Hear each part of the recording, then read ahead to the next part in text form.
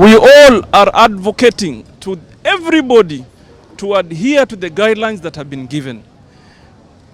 As we all do that, we also appreciate the challenges our people are facing.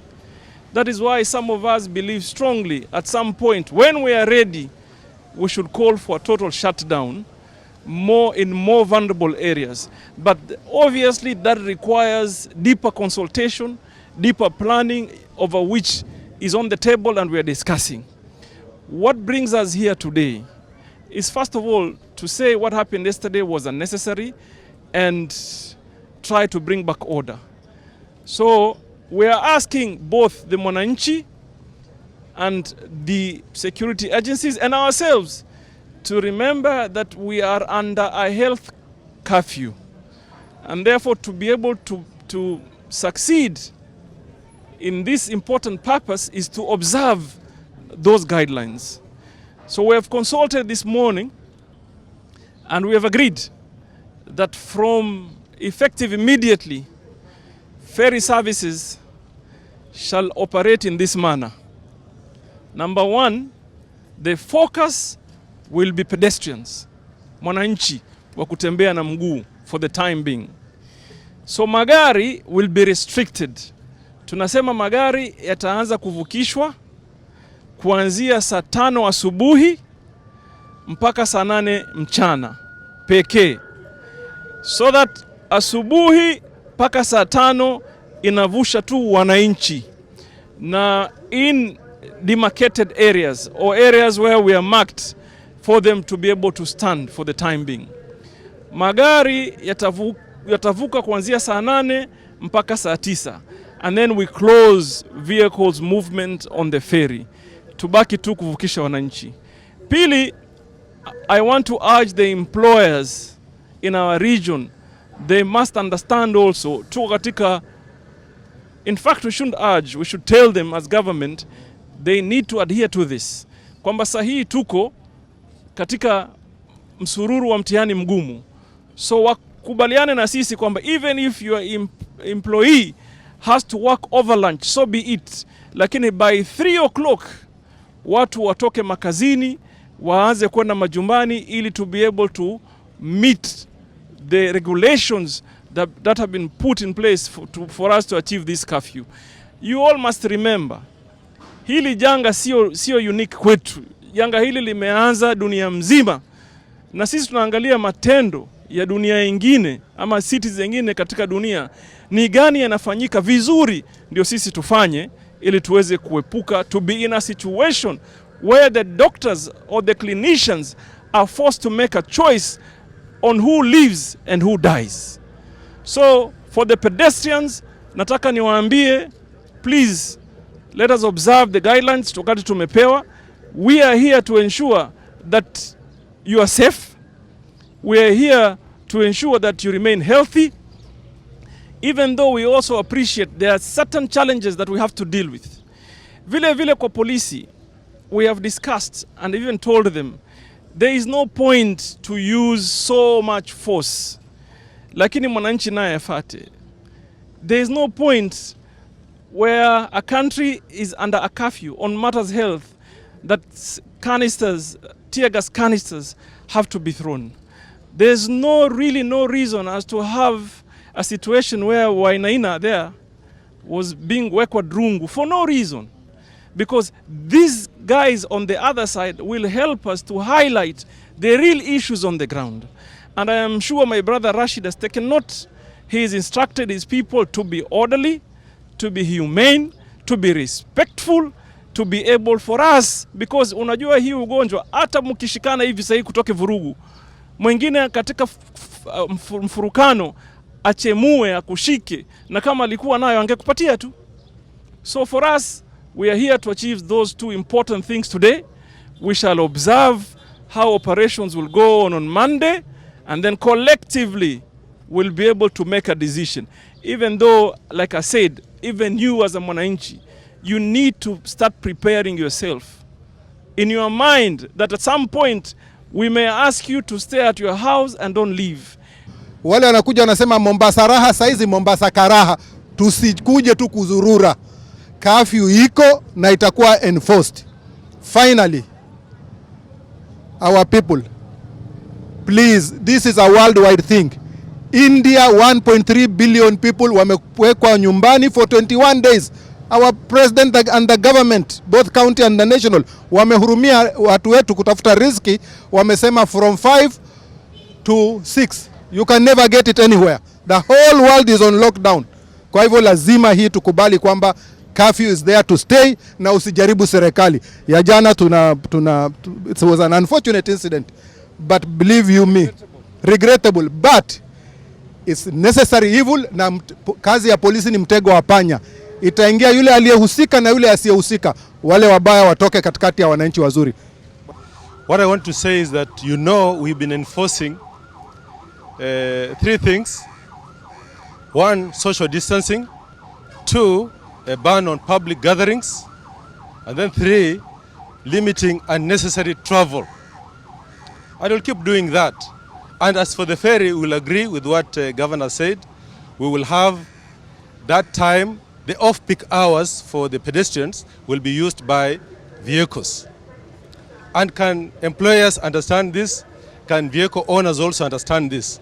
That once that peak is over, vehicles come in. Once the time for the vehicles is over, then we enforce for pedestrians only.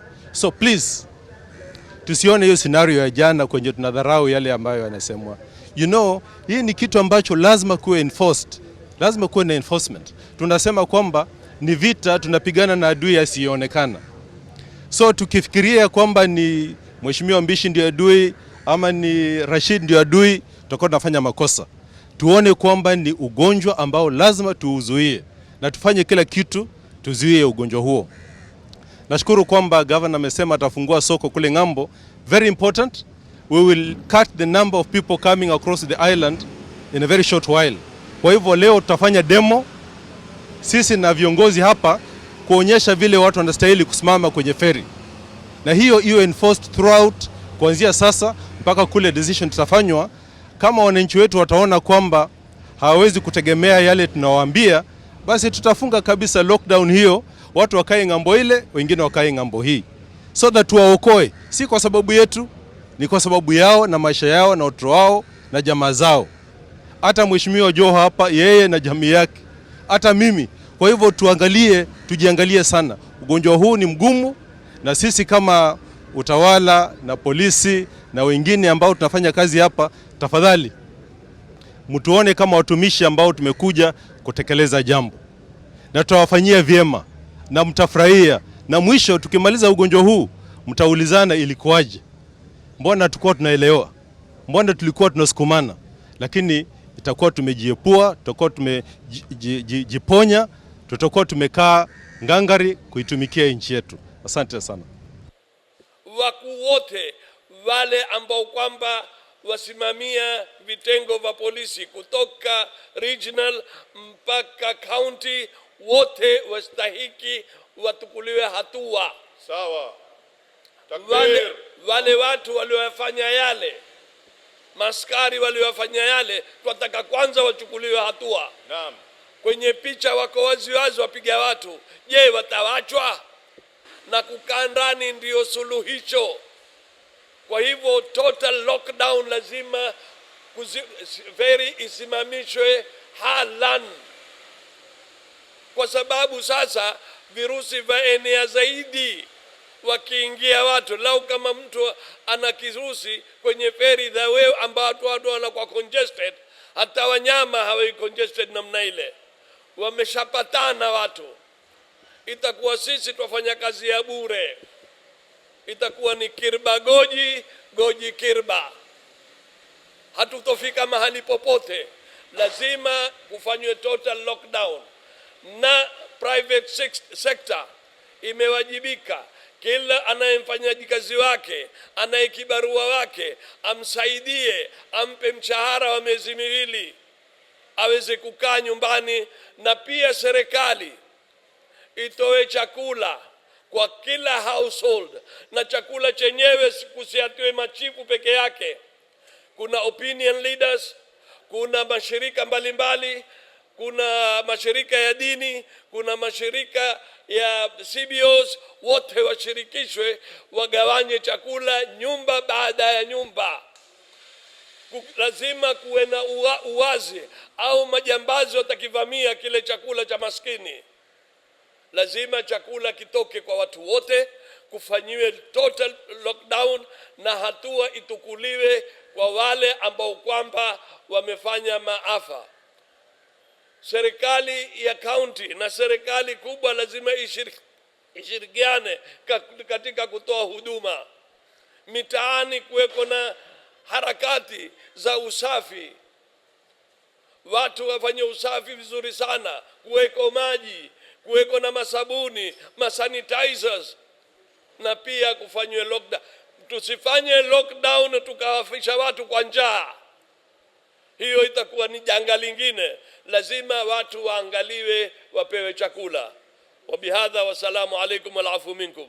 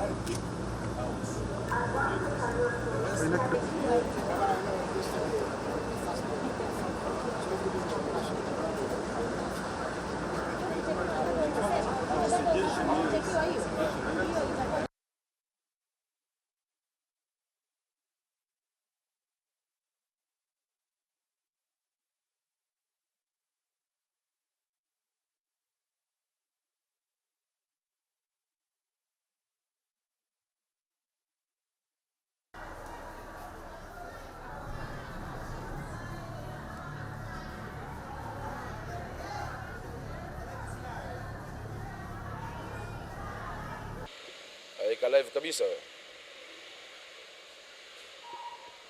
Jali.